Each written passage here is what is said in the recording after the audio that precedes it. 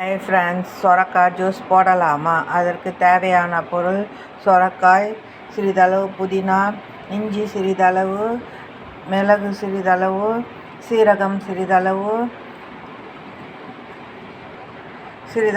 கருப்பு உப்பு, கருஞ்சீரகம் சிறிதளவு. இதெல்லாம் மிக்சியில் போட்டு ரன் பண்ணிக்கோங்க. தேன் சிறிதளவு, எலுமிச்சை சாறு சிறிதளவு. மிக்சியில் ரன் பண்ண பிறகு வடிகட்டிக்கோங்க. பிறகு கிளாஸில் ஊற்றிக்கொள்ளவும். சிறிதளவு தேன் சேர்க்கவும். எலுமிச்சை சாறு சிறிதளவு சேர்க்கவும். நன்றாக கலக்கவும். இது சிறுநீரக கோளாறு, உடல் சூட்டை குறைக்கும்.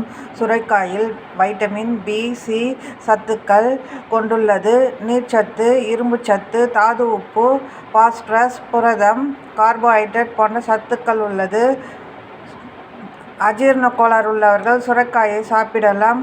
கை கால் எரிச்சல் நீங்கி. சுரைக்காய் வெப்பத்தினால் வரும் தலைவலியை போக்கும். மனித உடலில் உள்ள தேவையற்ற வியர்வையை சிறுநீர் வழியாக போக்கும். பித்தத்தை சரியாக வைத்திருக்க உதவும். நரம்புகளுக்கு புத்துணர்ச்சி கொடுக்கும். புதினா, இஞ்சி, மிளகு, சீரகம் ஜீரண சக்திக்கு நல்லது. கருஞ்சீரகம் சளி, இருமலை குணப்படுத்தும்.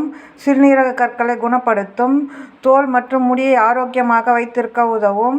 சர்க்கரையின் அளவை கட்டுப்படுத்தும். எடை குறைக்க உதவும். பிடித்திருந்தால் லைக் பண்ணுங்கள், ஷேர் பண்ணுங்கள், சப்ஸ்கிரைப் பண்ணுங்கள்.